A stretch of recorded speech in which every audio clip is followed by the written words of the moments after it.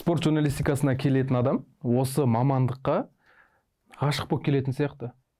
Мысалға, мен жаңағы Ерекеңмен кезінде Аладоп сайтында жазып жүргем. 10-шы класстың баласымын ол кезде. Бір 10 жылдай уақыт өтті содан бері. Вообще жалыққан жоқпын одан. 10 жыл болды, бәрібір сен спортты көресің, бәрібір бір нәрсе жазасың. Сондықтан спорт журналистикасына келетін адам, бұл оңай, ертең істей салам деген оймен емес, сол іспен айналысқысы келетін үшін келетін сияқты да. Спорттың өзі негізі фанатизм ғой, енді фанатизмнен тұрады. Спорт журналистердің бәрі түгел фанаттар негізі. Түгел фанаттар. Мысалға, мен футболдың фанатымын, сондықтан спорт журналистикасында жүрмін. Оның ішінде футболистика деген өзі қазір жанр пайда болды өзі бөлек. Сода жүрмін. Біреу күресті жақсы жазады. Мысалға, Назерке Сұлтанбек деген қыздар бар. Индира Бектенова, мысалы, каратені мықты біледі. Біреу хоккейді мықты біледі жаңағы. Деген сияқты сондай адамдар бар. Сонымен қатар жалпы спорт журналист болып аталғанмен, негізі олардың ішінде өте жақын, жүректеріне жақын спорттарға бөліне ме, әртүрлі спортқа. Адам фанат бола отырып, жанкүйері бола отырып, бір белгілі бір спортқа. Бірақ оның машығы, қабілеті болмауы мүмкін ба деген ой болады. Әрине болады. Мысалға, ешқандай қабілеті болмай, бірақ сол спортты жақсы көретін адамдар бар. Енді олар спорт журналистикасына келсеші. Журналистикасына келсе, сол спорт туралы өте керемет сараптама мақалалар жазу мүмкін. Ешқандай таңғалатын нәрсе емес. Біреулер бар, мысалға, шахматты жақсы көреді, мысалы, ол да спорт қой, мысалға. Шахмат қатты ойнау мүмкін. Мүлде ойнай алмауы да мүмкін. Бірақ жақсы көреді. Правиласын біледі, несін біледі. Мысалға, керлинг, мысалға, деген сияқты спорттар бар ғой. Бобслей дейсің, мысалға, да. Биатлон, мысалға. Қазақстанда биатлон былайша айтқанда жоқтың ар жақ бер жағы ғой енді. Өте нашар деңгейде. Бірақ Қазақстанда мен сіздерге айтайын, Фейсбукта отыратын көп адамды білем. Жыл сайын биатлонын жаңағы Евроспорт көрсетіп жатады. Соны қалдырмай көреді. Кім қанша атты, кім қанша миллиметр, сантиметр қате кеткен, оның барлығын жаттап отыратын адамдар бар. Ешқандай таңғалатын нәрсе емес. Ең бір группаласым бар, Мейірбек Нарымбетов. Биатлонның маманы мысалы да. Мықты біледі. Бірақ ол биатлонмен айналыспайды ғой. Айналысатын жерде жоқ мысалы да, Қазақстанда. Астанада. Негізі бірақ қазақ тілді спорт журналистерін алатын болсақ, көбі не футбол жазады, не бокс, күрес жазатын сияқты. Мынандай Қазақстанда ең популярный танымал спорт қой. Негізі сол журналистика, спорт журналистикасына келетін адамдардың көбісі енді бокс жазам деп келмейді, енді өтірік айтпай ақ қояйық. Жалпы футболды ұнатқаннан кейін футбол арқылы келеді, сосын жаңағы басқа да спорттарды көреді. Мысалға, басында футболды жақсы жазып жүреді, кейін боксқа барып, боксқа ғашық болып қалады. Мықты ойын, жаңа бір адамдар әсер ету мүмкін. Бір бас бапкер оның жақсы танысы болуы мүмкін. Бір керемет сұхбат алып қалуы мүмкін. Содан ол сол спортқа қызыға бастайды. Тағы бір интервью жазады. 3-4 интервьюден кейін ол сол саланың адамы болып шығады. Одан кейін олардың жаттығуына барады. Жаңағы ол жаттығу залында болып жатқан оқиғаларды көреді. Олармен қалжыңдаса бастайды. Телефон арқылы сөйлесіп, дос болып кетеді. Солармен бірге кафеге барып шай ішу мүмкін. Болды ғой сол саланы мықты білетін маман деген сөз. Инсайдерский ақпараттар болады. Солай пайда болады. Бірақ енді кез келген іске кіріскенде жас журналист мысалға қате жасайды. Оның бәрі бірақ эфирде көрінеді. Сайт болса, басқа болса, ол архивке кетуі мүмкін деген сияқты. Түзуге болады ғой, сайтта жұмыс істесең мысалы. Газетте істеттік қой біз мысалы. Ал телеарнада түзей алмайсың ғой. Ол тарихта солай қалады, сен қате сөйлесең қате. Қате жіберсең телеарна жібермей қалатын шығар. Тікелей эфирде отырсаң енді кетті ғой енді. Айтқан сөзің сол кеш. Солай үйренетін шығар. Мен есіме түсіп тұрғаны, сол жаңа Ерекеңмен танысып, Аладоп сайтында жұмыс істеп жүрдім. Ең бірінші мақаламды жазып жібергем. Сен мына қазақ футболындағы проблемаларды жаз деді, есім қателеспесем. Сол кезде бір абзац мынандай мақала жазып барғам ғой. Мен енді ол кезде мақала қалай жазу керек екенін білмеймін. Еще бір ана қоғам қайраткері сияқты мынау бүйтіп жатыр, сөйтіп жатыр деп. Соны сынап па? Иә, соны айтып, мынау не деді ғой маған. Сол кезде мынау не деп, мынаны былай жазасың. Сөйтіп түсіндірді. Мен 10-шы класстың баласымын. Ай, жақсы түсініп алдым, келесің деп уже оны қайталамайсың. Түсінесің қалай жазу керек екенін. Солай келетін сияқты. Сен қоя салсаң болар еді. Енді сөйтіп айтпайсың ғой. Баланың бетін қайтаруға болмайды. Сөйтіп үйреніп, ары қарай өсіп өзінің білімін жетілдіріп қайта есет Алматыға келіп оқуға түсіп ол жақта үлкен қоғамды көріп ортаны көріп жан жақты көріп сөйтіп журналист болып кетіп жатыр. Мысалы қаншама маған енді шынын айтайын біраз адам жазады, әлі күнге шейін жазады, тура сен сияқты 10-11 класстың балалары жазады. Аға мен комментатор болғым келеді дейді бәрінің. Бірақ оның мен дауысын тексере алмаймын ғой, қалай дауысын тексеремін. Одан кейін мынандай кітаптарды оқу керек дегеннен кейін ол балалар енді смс жазуды қояды. Соны жақсы үйреніп алдым мен қазір, лайфхак былайша айтқанда. Маған кезінде айтпаған дұрыс болыпты соны. Кітаптардың атауын жібере саласың болды. Енді ол қазір адамдардың кітап оқуы өте қиын ғой жалпы. Бұрын енді мен ойлайтын бұлар оқып келеді, оқып жүр ғой деп ше. Өйткені журналистикаға қызығатын адам өзі бір кітап оқығаннан кейін, жазуларды көзбен көргеннен кейін бір содан кейін келеді ғой мысалы. Яғни кітап оқыған кезде диалогі бар жерлерді оқитын еді ғой баяғыда. Сол сияқты нәрсе ғой енді. Кітапқа көз үйренген адам сөйлемдердің байланысын, сөз саптауы, кішкене миында бір кестесі бар, сондай адамдар келеді да. Енді содан кейін ойламайтын. Қазіргі балалар енді интернет дамып кетті қазір. Ғаламтордың несімен ойлайды. Жаңағындай 3-4 сөйлемнің деңгейінде ғана ойлайды. Жаңағындай бір өте қызықты ойлайды ғой енді қазір. Сондықтан оларға жаңағындай мынандай том кітап оқы десем, өте қиын болып қалады да сол жер. Өте ұзақ уақыт алады. Өйткені бір кітап оқу деген қазір өте ауыр жұмыс менің ойымша. Мен өтірік айтпай қойып, мен де кітап оқымағаныма 1 жылдан асып кеткен шығар. Балалар қызықса, ол түсінікті нәрсе де, кішкене теледидардан көреді, сенің айғайлағаныңды тиктоктан естейді, тепсей деген сәнге айналып кеткен. Биыл жаздың главный хиті болды ғой. Мен оны тікелей эфирде көргем, уже интернетке кірсең бәрі соны жазып отыр. Нарезкасы бар ғой. Сол не матч ол өзіңде қатты қозып. Сондай болды өзі. Тобыл мен Хайдук деген команда ойнады. Сосын жаңа бірінші ойын олар жеңіліп қалған екен. Шанс өте аз еді біздің Қазақстан командасында. Сөйтіп жаңағы әңгіменің барысында бірінші тайм жақсы болды, 0-0 бітті, бәрі таза. Екінші таймда жаңа қараңғы батты да. Сол кезде гол сала бастады. Ана Қостанайдың стадионында енді бір жарық керемет деп айта алмасам негізі бар. Сәл қараңғылау көрінді маған. Сол қараңғыдан олар топырлап гол соқты. 3 гол соқты. Соны мен айтам, мынау қостанайлықтар шаруаның бәрін қараңғыда бітіреді екен ғой дегенмін. Сөйтіп айқайлағам, эмоцияға берілгем. 70-ші минуттарда кәдімгі драйв ұстағам. Сөйтіп ойынды 3-0 қылып аяқтап, соңында олар 1 гол ұрды. 3-1. Өзі матчтың өзі драмаға толы кездесу болды. Сосын бұл матчтың даму сюжетінің жалпы желісінің дамуы соған әкеп тіретті. Мен 115-ші минуттарда айтам ғой, бұларды енді мынау Хайдук деген Хорватияның мықты командасын жазалау керек. Ол үшін 119 минутта гол ұру керек. Есепті қайтадан гол соға алмайтындай, теңестіре алмайтындай. Енді оны кім тебуі мүмкін? Қазір Асқат сияқты осындай батыр шабуылдайтын алыстан жігіттер болу керек деп. Сол Асқатқа доп келеді, тепсе енді Асқат тебеді ғой, сөйтіп естідің бе сен мен деп. Айқайлаған кезім бар. Кейін Асқатқа айтсам күледі. Сөйтсем ол жаңа TikTok'та хит болып кеттің дейді. Көп просмотр. Сол TikTok'та таралған вирусқа айналған видеода міне мен неге қазақстандық футболды көрем деген бір себебін айтқан. Мынау комментатор жүргізбесе мен футбол көрмеймін деген сияқты. Сондай жазған видеоларды көрдім мен, WhatsApp'тан келді. Сөйтсем TikTok'та кәдімгі әжептәуір хит болып жатыр екенбіз. Оны енді кейін білдік. Бұл негізі бізде қазір қазақтың спорт комментаторлары десе, кез келген айтады шығар. Ермұхамед Мәулен еске түседі бірінші. Тең жартысын дейікші. Тең жартысы Амангелді Сейітхан ағамыз. Мен Амангелді Сейітхан енді қазақ комментаторлар дегеніміз біздің дәуіріміздегі адамдарға жалпы сондай. Амангелді Сейітханды айтар едім. Ермұхамед Мәулен ең көп тыңдайтын.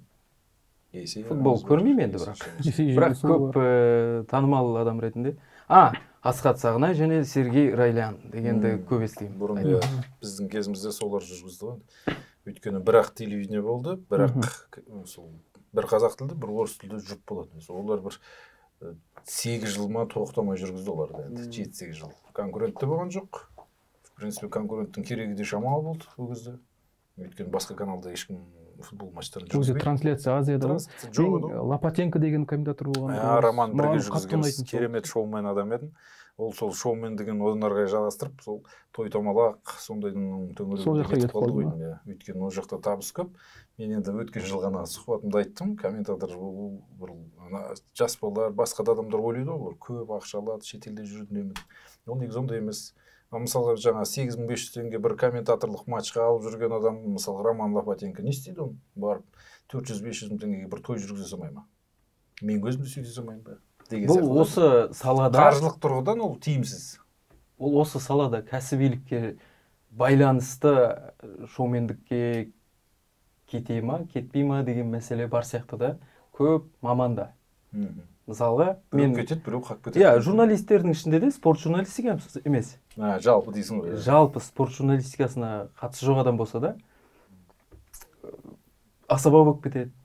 Теледидардан диктор болып отырып, керемет болады. Бір нәрсені түсіну керек та бұл жерде. Мына адамдардың көзқарасы, бұл мынау редакция ғой, мысалы да, редакция. Біз жұмыс істеген кезде, мысалы Түркістан газетінде жұмыс істедім, Алматы ақшамы газетінде, енді өтірік айтпай қояйын, Дат газетінде де жұмыс істедім, мысалы да. Неге өтірік айтпай қояйын? Енді көбісі айтады, ол оппозициялық газет қой, сен не қатысың бар. Мен ол жерде істедім, спорт жаздым, спорттың оппозициялық тұрғыда да жазуға болады, әдемі келді сынауға болады. Солай жаздым да, енді былай, сол газеттердің көбісінде, мынау Хабар дейміз, Қазақстан, бәрінің редакцияның ішінде мынандай философия, ол әлі де бар. Жаңа айтып отырмыз ғой, спорт ең соңында тұрады газеттің. Неге ол соңғы бетінде тұрады? Радио болса, жаңалықтар айтып болғаннан кейін, соңында айта салыңдар, погодамен бірге. Телевидениеде сол. Бірінші жаңалықтар бітеді, 7-те басталған, 7:25-те бітеді, 7:25-те спорт журналисті эфирге шығады. Бір 2 минут сөйлейді де, сонымен ары қарай ауа райы болады, сонымен бітеді. Неге ол соңында сөйлейді? Неге ол ортасында экономика сөйлегенде соның алдында сөйлемейді? Бәлкім кеше Қайрат командасы чемпиондар лигасында жеңіске жеткен шығар, соны айтқысы келетін шығар. Ол басты сенсация шығар. Сенсация шығар. Ол неменеге 3-ші минутта жаңалықтар негізгі топтамасынан шығар. Байқағам. Осындай көзқарас бар да, ол спорт қой, ол сыймай жатыр, хронометр асып кетті, алып тастай салыңдар деген сияқты. Жарайды дейсің да, үйге кете бересің. Мысалы, осындай қоғамның пікірі бар. Мынау журналистиканың ішінде бар. Болмашы ретінде. Енді ол қалай өзгереді? Қазір біртіндеп соны өзгертуге біздің спорт журналистерінің өзі де талпынып келе жатыр. Өйткені спорт журналистикасы деген әжептәуір күшейді. Қазір Олимпиада ойындары болып жатыр. Мына жақта мынандай нәрсе, адамдардың көбісі спортты көреді. Сода мынау Хабар 24 арнасында мен жұмыс істеп жүрдім, жаңағы сен айтпақшы. 5-те 7-тегі жаңалықтарға шығамын. Тұрамын да 2 минут сөйлеп кетемін. Титр да жазбаймын, суфлер да жоқ, өзім осы сөйлеп кетемін. Сондан басқа журналистер таңғалады. Қалай сен тікелей эфирде тұра салып сөйлей саласың ба, сонда ол еңбектенбейсің, кешке-кешін істемейсің бе бірдеңе дейді. Мен жұмысқа жаңағыдай асықпай келем, қажеттілік жоқ та, сюжет жасаудың. Сөзбен сараптап жаңа цифрларды айтсаң жетеді. Кеше мынандай осындай оқиға болды. Ювентус пен Манчестер Юнайтед ойнады. Олар мынандай. Сол рейтингісі көп. Ана программа ше. Жаңалықтардың соңында жаңағы әжептәуір спортқа келгенде тоқтап тұрып болады. Видео. Мысалы, радиода да сондай. Мен радиода да жұмыс істедім, мысалы, Қазақ радиосында. Соған адамдар біле тұра, сол спортқа мән бермейді. Рейтинг көп болған күннің өзінде. Өйткені маңыздылық жоқ та олар үшін. Бірақ ең қызық дүниені соңына қою әдеті бар ғой. Сериалда да, басқа дүниеде де. Роза Рымбаева да ең соңында шығып ән айтады дейсің. Иә, Роза Рымбаева да. Так что сен спорт журналистикадағы Роза Рымбаевасың ғой. Саған повезло деші. Вовремя келдің дейсің. Одан кейін мен байқағаным, телеарнада бәрінде бірдей спорт егер сенсация болып жатса, тек соңында айтпайды. Алдына қарай шығарып, негізгі жаңалықтар бөлімінде кіргізеді. Сондайды да байқағам. Енді менің айтқым келгені, мен енді өзім спорт маманы емеспін, спортты бір жілігін шағып, майын ішкен адам емеспін да. Бірақ бір түсінбейтінім спорт журналистикасына неге өзің айтпақшы екінші маңызы жағынан бір нашарлау, второсортный сияқты қарайды да. Тіпті балалар жарайды енді. Бағанағы әңгіме ғой. Балалар қызығып жатса жарайды дейсің. Олар көпшіліктің алдына шыққысы келеді, комментатор болғысы келеді, осылай тиктокта жұлдыз болғысы келеді. Ал бірақ Басқа салада жүрген адамдар, мен спорт журналистикасы несі қиын? 2-0 ма, 2-0 деп жазаса болды. Осындай көзқарас бар да? Иә, бұл оңай көретін шығар мүмкін. Ол ондай көзқарас енді бар екен, мен бағанадан бері айтып отырмын. Ол көзқарас есіңде отырсын. Иә, не үшін пайда болатынында тағы да тоқталайық. Түбіріне қарасаң, мынау спорт журналистикасының өзінің де кінәраты бар. Әсіресе қазақ тілді спорт журналистикасы. Мен керемет дамып кетті деп айтып отқан жоқпын. Бар минустар, әжептәуір минустар бар. Біз мысалы қараймыз, сайттарда сараптамалық материалдар болу керек. Қазақстанда спорт жазатын бір 2-3 сайт бар шығар. Оның өзін сен қазір білмейсің. Мен өзім 1-2-ін ұмытып кетуім мүмкін. Q-спорт, K-спорт, Про-спорт, сондай сайттар бар. Шын айтқанда мен өзім де оқымаймын. Мен футбол туралы оқимын, мен Ресейдің сайттарын оқимын. Қазақстанда бір-ақ сайт бар, Аладоп деген. Оны өзім жазамын. Қазақ тілінде? Иә, қазақ тілінде. Орыс тілінде де біреу-ақ қой, Казфутбол деген. Футбол туралы, иә? Иә, таза салалық та, мамандандырылған. Жасау керек қой, неге жасамасқа? Неге жасамасқа? Иә, сол сияқты нәрсе. Сондай сайттар көп болса, сараптама керемет болса, әдемілеп жазса, бірімен бәсекелес болып артық қып жазып жатса, кешегі болған матчты талқылап, мына жерде мынаншасыншы минутта мынандай болды, ол мынандай еді деген сияқты сараптама, аналитика берсе, соны комментатор оқып эфирге шықса, оны оқыған радиодағы журналист сол сараптаманы оқып болғаннан кейін керемет болып сөйлеп отырса, телевидениеға жаңа 2 минуттық сюжет жасаған адам тура сол әңгімені бірақ видеосымен әдемілеп беріп отырса, сондай болады да. Сондықтан қазақ спорт журналистикасында аналитика, сараптама деген нәрселер өте қиын, ақсап жатыр. Оның себептері де көп. Бізде спорт журналистикасы соңғы тәуелсіздік алған жылдардың қарсаңында дамып келе жатыр ма? Телевидениеміз қашан ашылды? Біздің 2013-те ғана ашылды. Ресеймен салыстырады. Ресейдің комментаторлары керемет, Қазақстан комментаторлары нашар дейді. НТВ 93 жылы ашылды. Мысалы, салыстырып көріңіз. Иә, ол жерде Уткин деген уже легенда болып, қазір блогер болып кетті, профессиясын ауыстырып жатыр. Неше түрлі Маслаченко болды, Пиритурин, жаңағы мықты адамдар болды. Олар 80-ші, 70-ші жылдардан бастап келді. Телевидениесі ашылды. Қазір 10 шақты спорт телеарнасы бар Ресейде. Ол интернет телеканалдар ашылып кетті қазір, Окко деген сияқты. Енді бізде Қазақстанда жалғыз ғана мемлекеттік Казспорт деген телеканал болды. Ол артынша тағы да басқа да каналдар ашыла бастады, интернет арқылы тарата бастады.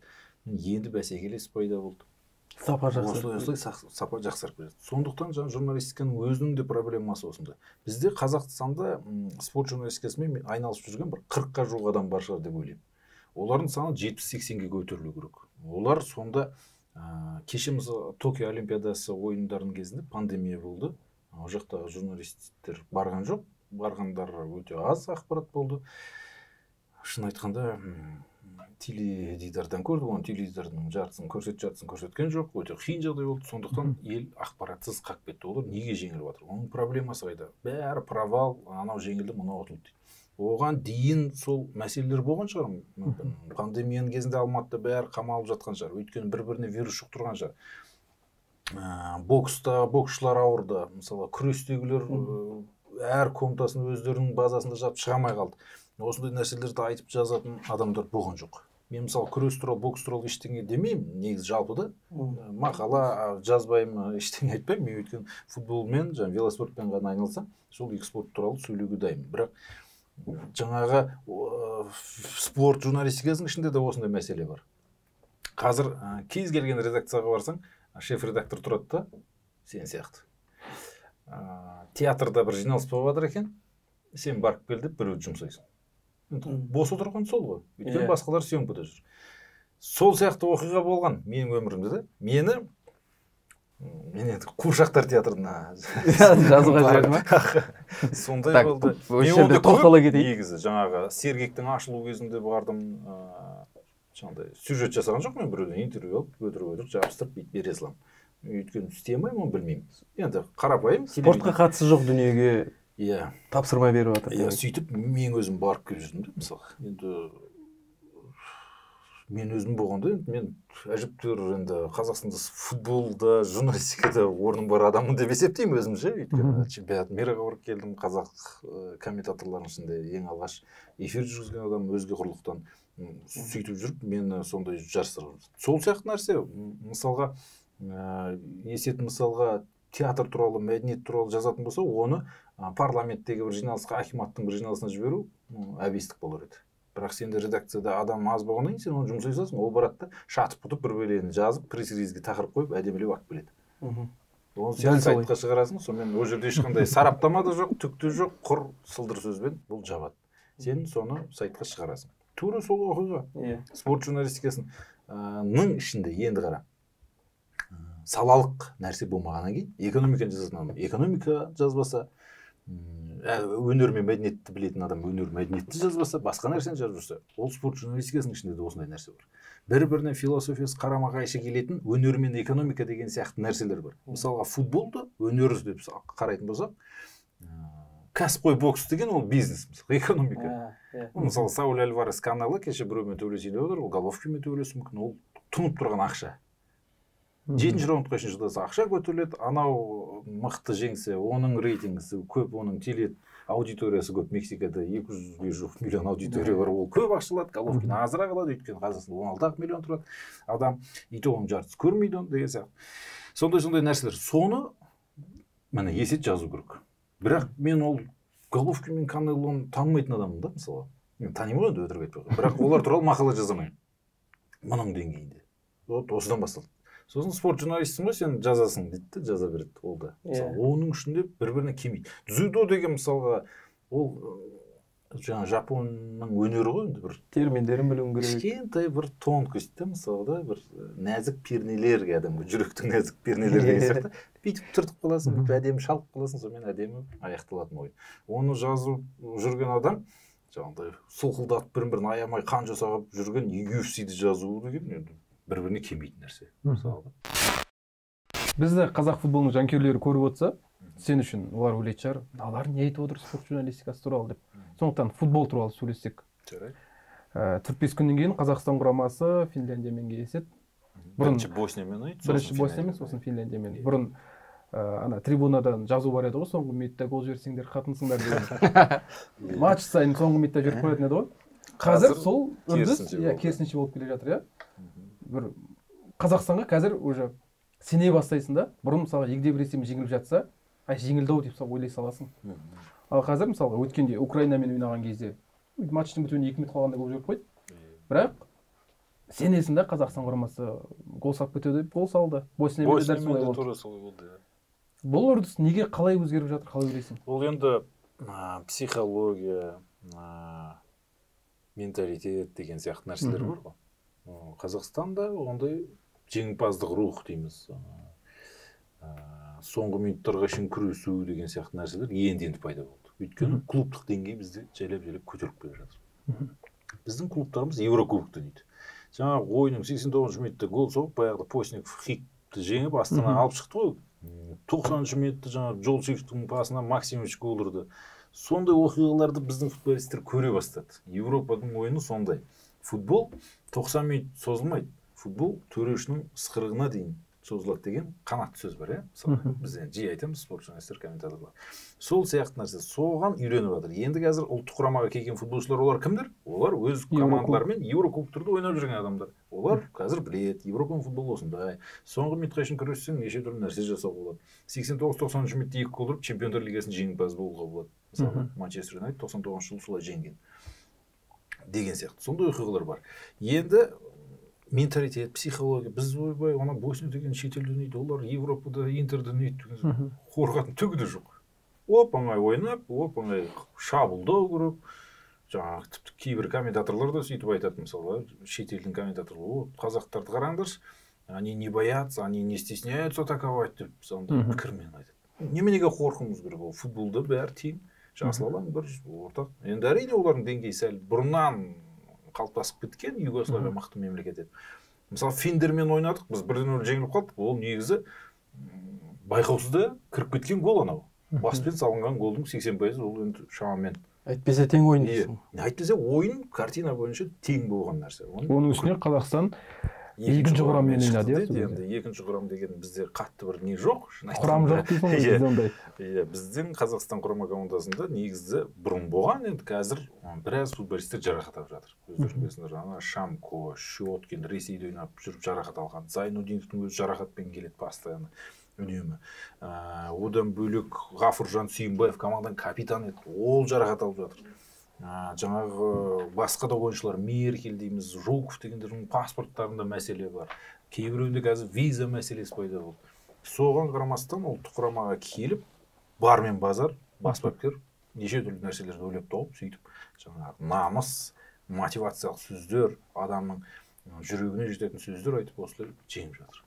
Негізі мен де көп еститін, көп айтылатын пікірлер желіде Қазақстан құрамасының осы жақсы ойнай бастауына қатысты. Бұның бәрі Байсуфиновтың арқасы дейді. Иә. Енді бапкерге байланысты ғой. Иә, бұл жерде бірақ көп айтады. Осы Зидан Реалмен Чемпиондар лигасында жеңіп жүрген кезде, ой, Зидан ол мықты тактик емес, ол просто жақсы мотиватор дейтін. Дұрыс. Мен келісемін. Байсуфинов та сол сияқты ма? Зидан ол ұлы ойыншы, мен енді оның ойынын көрген кез келген адам, онымен келіседі деп ойлаймын. Менің пікіріммен. Бірақ ол Чемпиондар лигасын жаңағы 3 рет қатарына жеңіп жүрген кезде ол керемет мотиватор, ол психолог. Жаңағы кейбір эпизодтарды қиын-қыстау жағдайда тап болған кезде команданы жетелеп алып шыға алатын қасиеті. Өйткені Зидан деген ол тірі жүрген аңыз. Оны Криштиану Роналду да тыңдайды, оны Касилес тыңдайды, бәрі тыңдайды. Қарсылас команданың футболистердің өзі кейде сескенеді, Зидан сияқты фотоға түскім келеді мысалы. Ұлы адам ғой енді әлем ойында. Сондай мотиватор, ол керемет сөздер айтады. Мен баяғыда 98 жылдары осылай ойнаған кезде, біз ұтылып атқан кезде шығарғанбыз, ештеңе жоқ, шығаруға болады, ойнайық, сен былай пас бер, сол кезде сен бүйт тепсең болады, негізі бүйтсең дұрыс болады деген сияқты сондай сөздермен шығады. Біздің Талғат Маруал Байсуфиновтың да бір қасиеті сондай.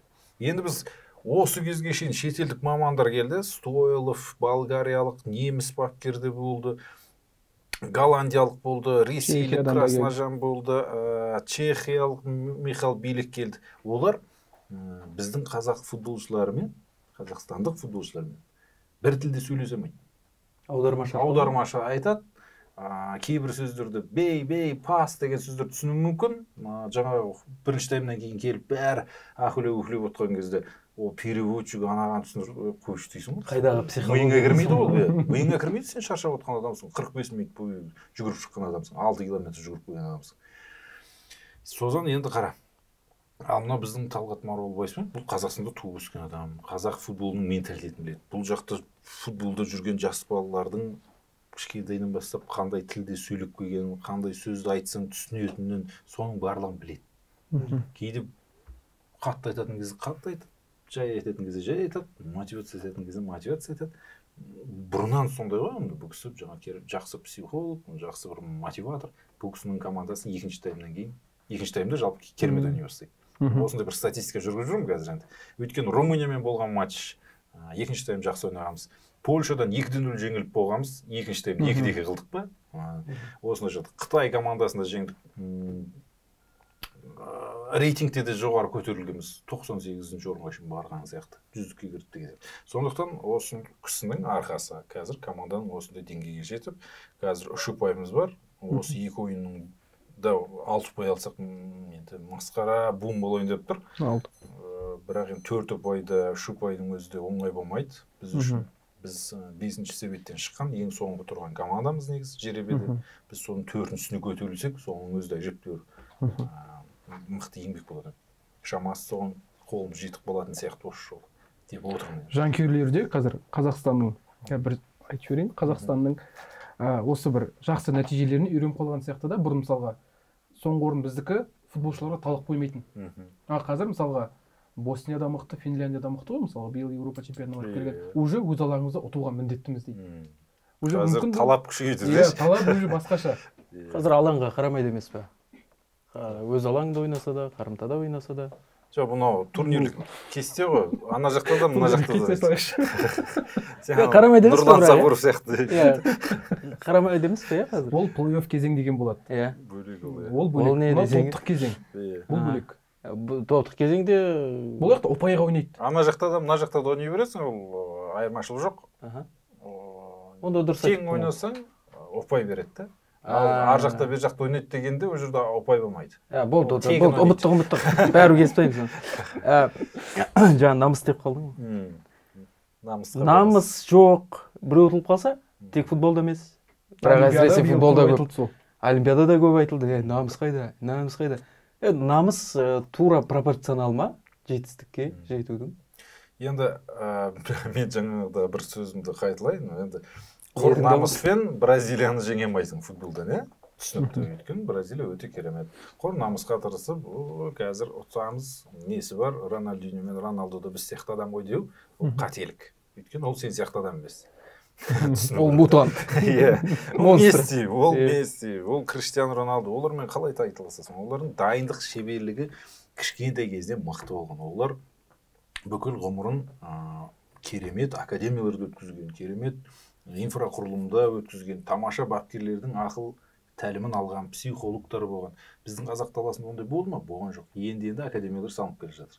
Енді мен сияқты қолданушылардың намысы жоқ деген сияқты сыны қаншалықты орынды? Бұрын енді расымен ондай оқиғалар болды. Біздің команда бір 2 гол жібергеннен кейін жайлап ары қарай жалғастыра беретін. 90 минут күтіп жүре береді деген. Матч бітсе екен деп. Рахмет, осылай кеттік деген сияқты нәрселер болады. Қазір ондай нәрсе жоқ. Қазір енді айтып отырмын ғой, футболшылар Еврокубокты көрді. Европадағы футболды қатты бір кетіп қалған жоқ. Енді әңгіме жоқ. Англиямен, қазір Италиямен тайталасу қиын бізге. Бірақ Босния, Финляндия деген сияқты екінші олардан сәл бір себет, екі себет төмен тұрған командалармен терезестен ойнауға шамамыз жететініне көзім жетті. Қазір ойнап жатырмыз. Қазір футболшылардың көбісі айтып жүр, мыналар Финляндияны өз аламызда жеңеміз ғой, спокойно, оп-оңай жеңеміз деген сияқты ой қалыптасып отыр. Ол жеңімпаздық рух, ол бір-біріне таралады вирус сияқты. Соны айтады, жігіттер жеңейік. Ертең Финляндия бірінші болып гол ұрған кезде масқараң көкөз сөгізі болады. Қазақстан құрама командасы, жігіттер, мынау не масқара? Ойнайық, көрсетейік, мынау түкті қиындығы жоқ деген сияқты ой пайда болады. Осындай нәрсе. Сондықтан ол намыс, мотивациялық сөздер, оның барлығы да әсер етеді. Енді кейбір командалар бар, мысалға Венгрияны айтайықшы. Осы Еуропа чемпионатында ештеңеге қол жеткен жоқ, топтан да шыққан жоқ.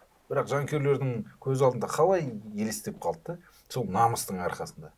Соңына дейін күресті. Жанкүйерлер қалай қолдады? Түсінбей отыр қазір. Сосын ана Адам Салайдың видеосы шығып кетті ғой. Маған осылай қарап отыр деген, мен сол тапсырманы орындап отырмын ғой. Сол сияқты енді жанкүйерлер бәрі тыңдап отыр ғой. Солай керемет намыстың арқасында есте қалды. Сол сияқты нәрсе бізге де сондай нәрсені неге жасамасқа болады. Сосын айтып бересің ғой, не үшін есте қалды? Намыс деген видеосын көрсетесің ғой.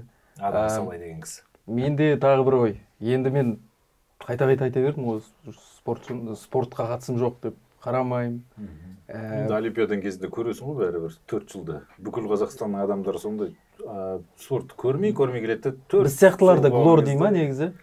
Жеңіп бара жатқанға жақтасып кетеміз ғой біз негізі. Да? Глор. Сәлем, атым Глор. Ставка мәселесіне келейікші. Бір жақты жамандауға да, бір жақты айыптай мақтауға да келіңкіремейтін сияқты да. Неге? Себебі сол зиян дүниелердің өзі демеуші ретінде кіріп жатса, ол жарыс өткізуге бірден бір себеп. Жарыс өтсе, ол ұрпақты спортқа баулуға тәрбиелеу. Ол өзінше бір бизнес. Енді осы демеушісіз өтпей қалуы да мүмкін еді. Мен ақтап алғым келіп отырған жоқ. Мен өзім ойнамағам, бәстікпегем, бәстігіп көрмегем. Жалпы букмекерлік кеңселер дұрыс па, дұрыс емес пе деген сұрақ қойын деп. Мен соны түсінбеймін да. Спорт журналистері и спорт мамандары не дейді осыны? Енді қара, жалпы адамзаттың даму процесі, өркениет деп отырмыз ғой. Сен әдебиетті оқыдың, қазбуды оқыдың, соны сен білесің. Бізде жазу, сызу қайақта пайда болды? Европада пайда болды. Философияда, әдебиетшілерде керемет адамдар сояқта өмір сүрді. Гиде Мопассан дейсің, Виктор Гюго, одан кейін философтар Ницшелер бәрі. Енді ол белгілер ғой, одан алдында. Сол өркениет солар жасады ғой, европалықтар. Көп нәрсені солар жасады. Сол Европада бұрыннан барлығы дамыған, бұл философияны біледі.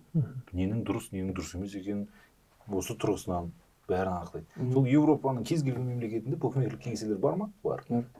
Өзі сояқтан дамып жатқан жоқ. Бірақ ол енді ереке регламенттеледі ғой. Ойыншыларға теңдей жағдай жасала ма?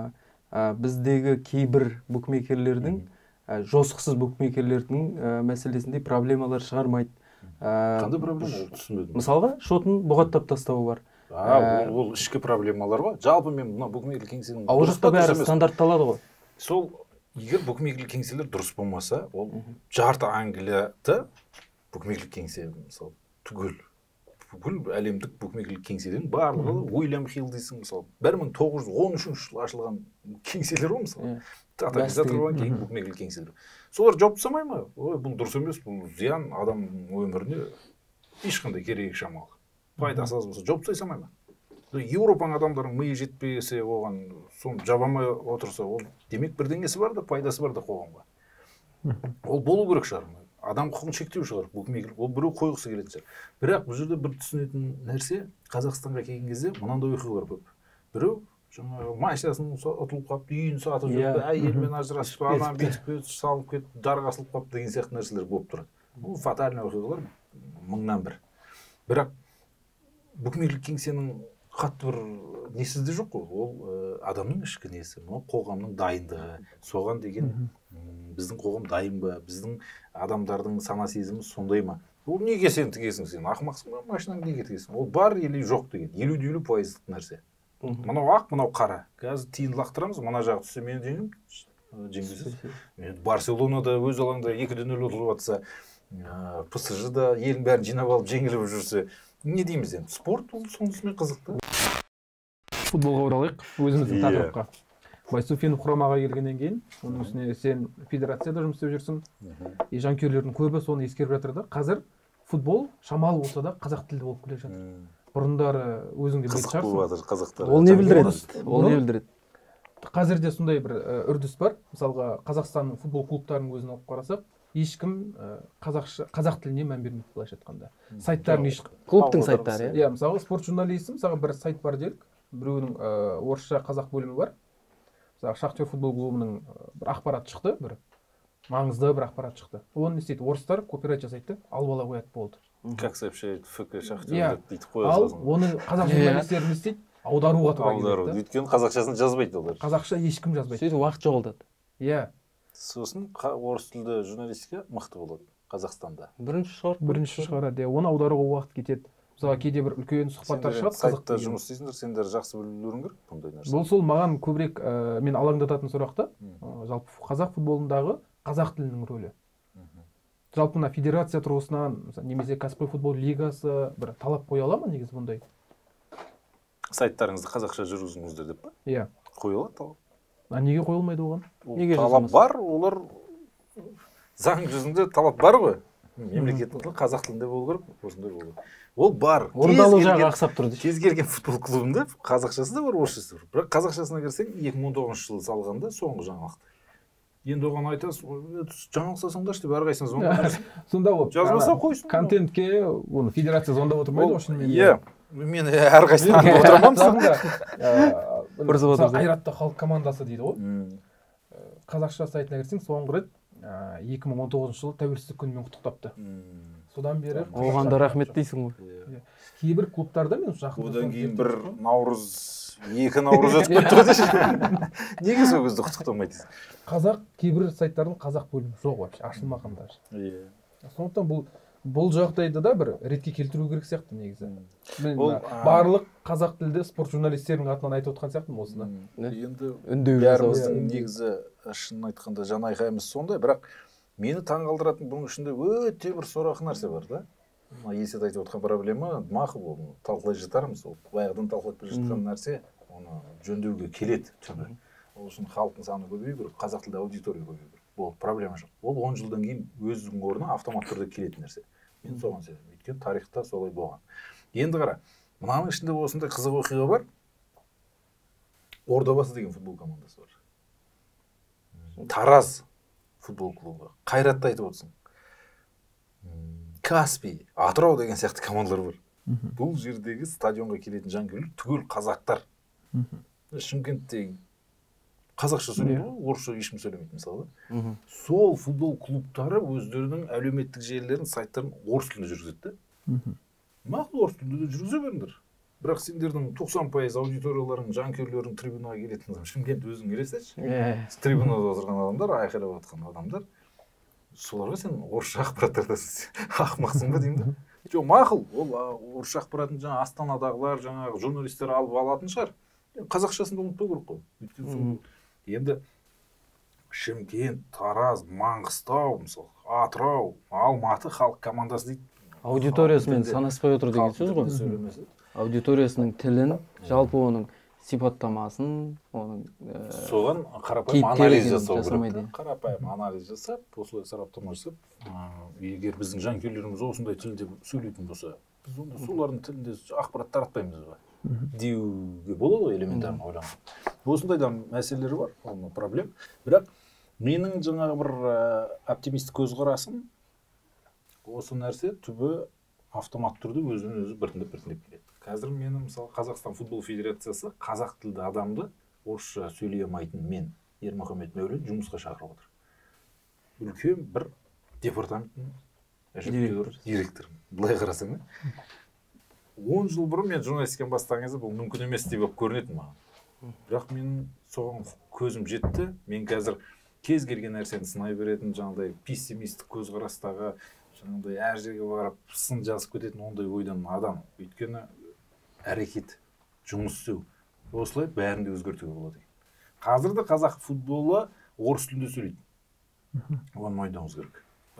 Федерацияда баспасөз хатшысы қазақ тілді болса, үлкен жоғары жағында басшысында отырған қазақ тілді болса, басқалар да қазақшаға үйрене бастайтын шығар деген ойдым.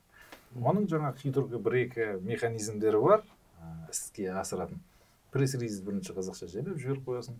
Ақпарат қазақша басылып кетті деп жаңа шығара бересің, Инстаграмға қазақша қоса бересің. Баспасөз мәслихаты болды 30 минуттық Франциямен матчтың алдында. Оны түгел 30 минут қазақша жүргізесің. Одан кейін француз тілінде сөйлейтін Диди Дешамды аудару керек қой қазақстандық журналистерге. Қазақстандық журналистерге, қазақ журналистеріне емес. Ол қай тілде? Орыс тілінде. Сөйтсем жаңа орыс тілінде сөйлейтін француз тіліндегі адам таппадым. Қазақ тіліне аударатын қыз бар екен, Камшат деген. Сол Диди Дешам француз тілінен қазақ тіліне аударды. Сонда бір-екі әріптесіміз журналистен дамал жоқ қойды. Не істейді енді? Орысша сұрақ қойғысы келіп тұр. Диди Дешам келіп тұр. Әлем чемпионы. Ойыншы ретінде де, бапкер ретінде де әлем чемпионы болған өмірде өзі жалпы мына жер әлемінде 3 адам бар. Соның бірі. Соған орысша сұрақ қойғысы келеді. Орыс тілі ғой енді. Соған қалай қояды? Өйткені переводчик қазақша аудармашы. Сонда сұраныс пайда болды. Тілін сындырып, жаңа бір қай сайт екенін айтпай ақ қояйын, сол сайттың журналисі негізі қазақша сөйлейтін болып шықты.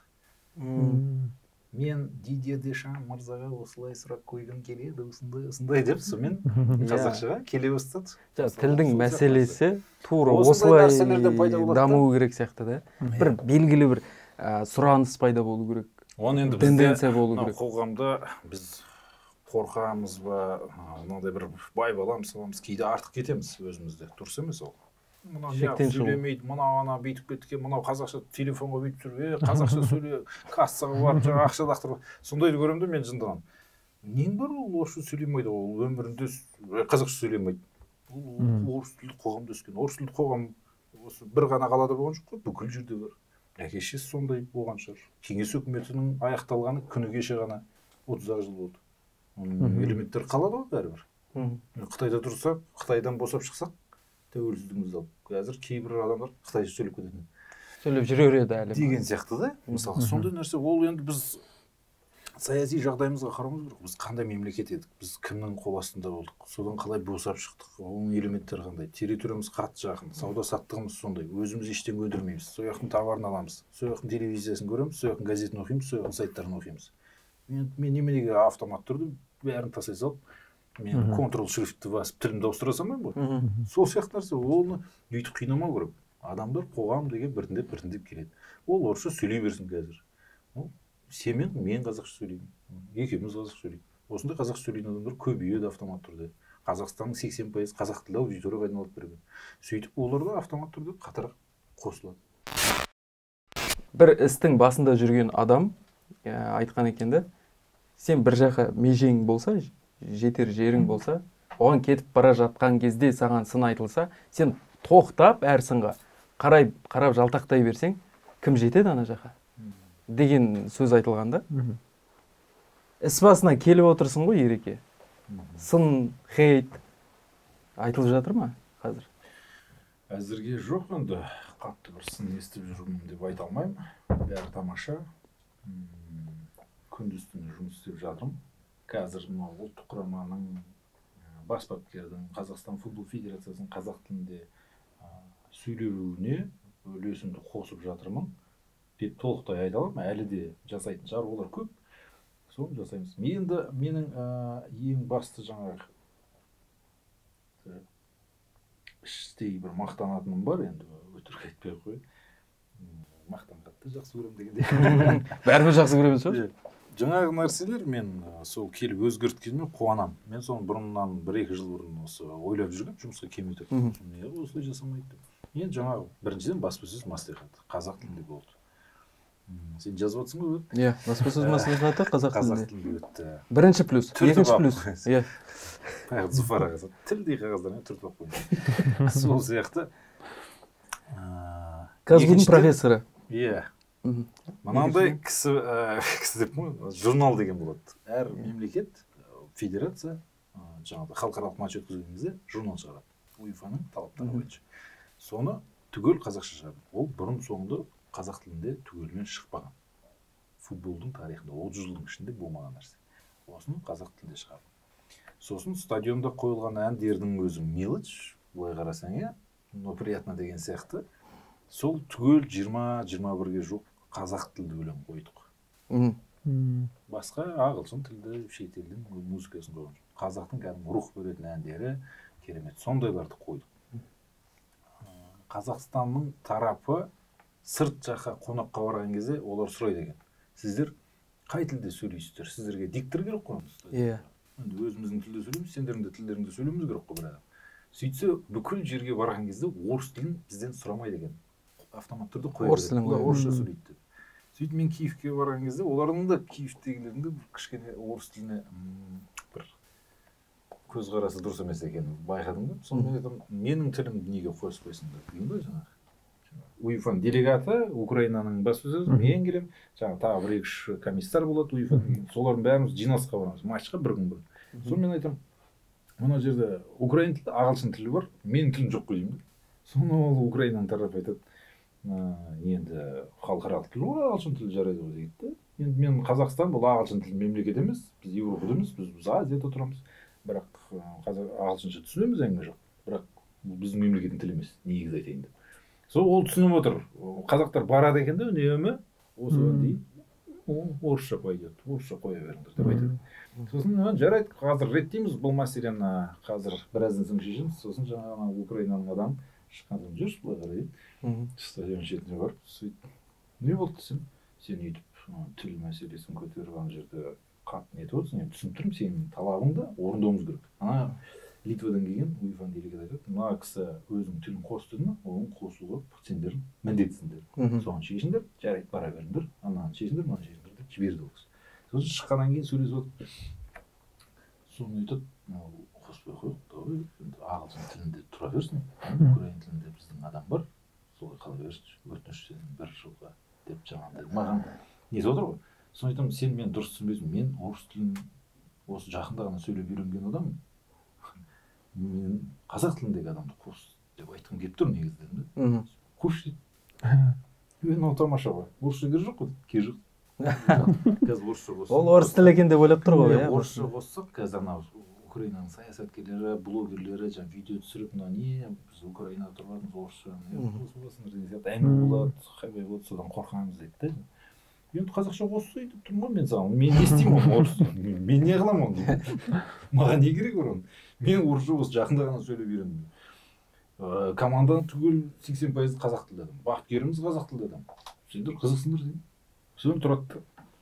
Жарайды дейді. Бір адам тауып ертеңгі стадионға қазақ тілінде сөйлейтін адам табамын дейді. Сен Киевтен қаяқтан табасың қазір? Мен тауып дайындап қоямын. Сол Киевте политехникалық университетте оқиды, 4-ші курстың студенті бар екен. Анау елшілік біздің жаңағы Дархан Аманұлы Қалетаев басқаратын елшілікте мен танитын жақсы бір жігіт бар, Азамат деген. екеуміз бір жарыстарда кездескенбіз. Соған айтқам, сол 4-ші курс оқитын, дауысы жақсы, кәдімгі Жамбылдың жігіті екен айтпақшы. Сол Киевте оқиды екен. Соны ертіп алып келді. Ертесіне тұрды да, қадірменді ағайын, Қазақстан құрама командасын қарсы алыңыздар деп жаңа керемет дауыспен сөйлей салды. Менікіндей әдемі дауыспен. Тамаша. Сөйтіп атақты Олимпийский стадионда Чемпиондар лигасының финалы болған Лобановскийдің атындағы Лобановскийлер өмір сүрген сол стадион, енді Динамо Киев талай жетістікке жеткен стадионда қазақтың дауысы шырқалды. Сол ойынның нәтижесі қандай есет? 1-1. Молодец, есінде екен. Өйткені бізді аэропортқа кіріп жатқаннан бастап қазақ тілінде, баспасөз мәслихаты қазақ тілінде, жігіттердің рухы көтеріледі. Бір-бірімен сөйлесуге, қарым-қабілеті, жаңа намыс деп отырсын, жігер, елім, халқым, қазақ елі деген сияқты, атамекен деген сияқты нелер пайда болды да. Ондай нәрсе бұрын болмаған. Сөйтіп сондай нәрсе 146 плюс кетті. Так, ары қарай. Бәрін түрді олай. Енді әңгімені одан әрі қарай жалғастырайық. Есет. Жаңа айтқан тағы бір плюсың бар еді ғой. Сайтқа, федерацияның сайтына кірген кезде бірінші қазақ тілі шығады деген. Енді сондай болды. Бұрын орыс тілі бірінші нөмірлі болған. Өйткені қазақ тілінде ақпарат салайын десең, ол сайт автомат түрде саған кері қайтарады. Өйткені орысшасына да сен салуың керек те, сонда ғана ол бірге сайтқа шығады. Енді соны алып тастап отырмыз да, қазақ тілінде жазасың. Енді керісінше орыс тілінде ақпарат жазу үшін оның қазақшасын аударып салуың керек. Әйтсе салынбайды. Енді мен бұл жерде мәңгі бақи жұмыс істемеймін ғой. Келісімшарт бойынша федерация деген сондай нәрсе. Мен жұмыстан кетемін бір күні. Сол кезде менің орныма келген адам амал жоқ, орысша жазатын болса, қазақшасын да салу керек болады. Оған дейін мен қаншама жылдар бойы қазақ тілінде журнал шығарып келген болсам, ол да енді амал жоқ, қазақша шығаруға, ең болмаса 50-50 болуға, сондайға тырысады. Менен кейін де адам қазақ тілді болатын шығар деген ойдамын. Соған еңбек етіп кетуім керек, жұмыс істеуім керек. Сол сияқты, егер Қазақстан футбол федерациясында қазақ тілді журналист жұмыс істесе, қазақша болып, әрі риза болып, халық риза болып, оған қолдау білдіріп жатса, неге Шахтер командасы қазақ тілді журналист жұмыс қылмайды? Неге Ақтөбе қазақ тілді? Ақтөбеде онсыз да қазақ тілді айтпақшы. Жаңағындай командалар бар ғой. Байқадым. Мәзіп кеттің ба? Жоқ. Түрің бұзылып кетті да жаңа. О жақта бар дегенде. Абырой болды. Қазір Фейсбукта бір мәселе көтеріп жүрсіз ғой, қазақ футболына қатысты, ауылдағы алаңдарға қатысты. Өте керемет. Оқыдым. Өте жақсы идея бұл. Бұл ауылға, Қазақстанның ауылдары бар ғой, шалғай жатқан.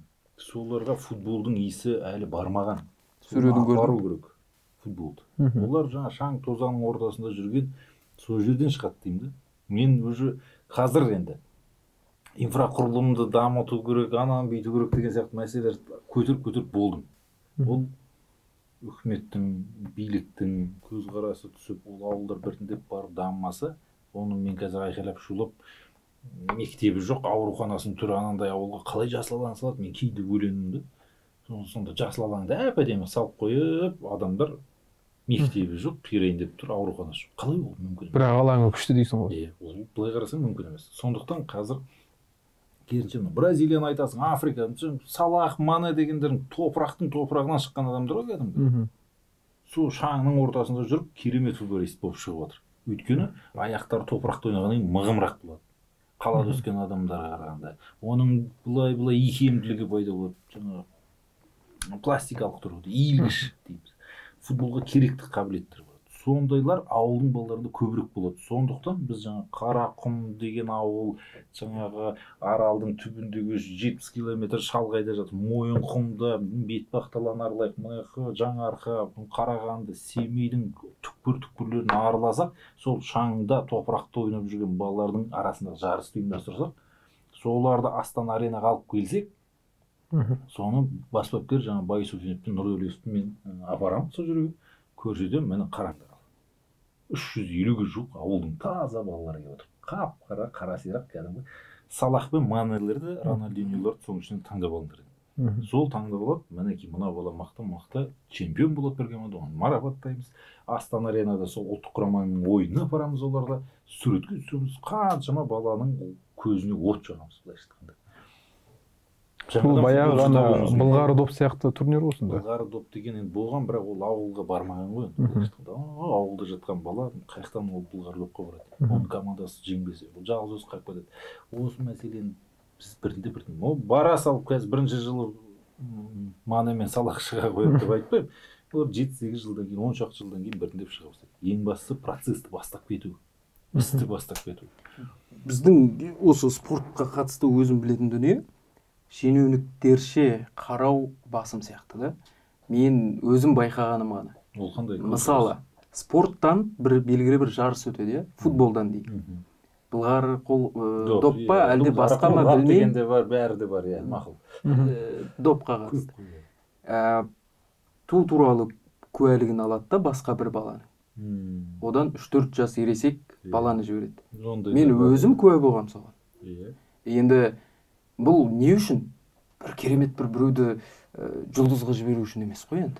Бұл ана шенеуніктерге, әкім қараларға ұнап, бір жаңа спорт мектебінің адамы барып есеп береді, мәне біз бүйттік. Спартакиададан бірінші орын. Сен ол кішкентай балаларды қоя тұр, Ардақ. Да, үлкендерге өшейік. Қой деңгейдегі, жоғарғы деңгейдегі мен айтайын. Универсиада ойындар болды ба? 17-ші жыл ме еді? Алматыда болды. 17? 17-де болды. Шымкенттен 4-5 адам шықты. Жамбыл облысынан шықты. Чемпион, екінші орын, университет, бүкіл әлемдік универсиаданың жүлдегері Жамбыл облысынан Шымкенттен қалай шығып мен түсінбей, қар жаумайды ғой. Жоқ қой, Таразда мұз айдын жоқ, биатлоншы. Ол қаяқта ол дайындалып жатыр ол деймін. Міне, осында үлкен көзбояушылық бар да бізде. Жоғарғы деңгейде көзбояушылық. Ол енді Жамбыл облысынан қысқы спортқа ақша бөлінген, ол дайындалған. Ол негізі Павлодарда жүрген адам ғой енді. Соны сен айтып бересің, тарғылы оқуға түсіресің, ақшасын төлейсің, ол шетелге барып дайындалып, соңғы ақшасын төлейсің. Жамбыл облысынан бір адам шығып жүлдегер атанды. Осы Жамбыл облысына керек болып тұр да. Есеп үшін. Міне, бұлай тіркейді, міне министерство мына бала ғой біздің Жамбыл облысынан жеңді.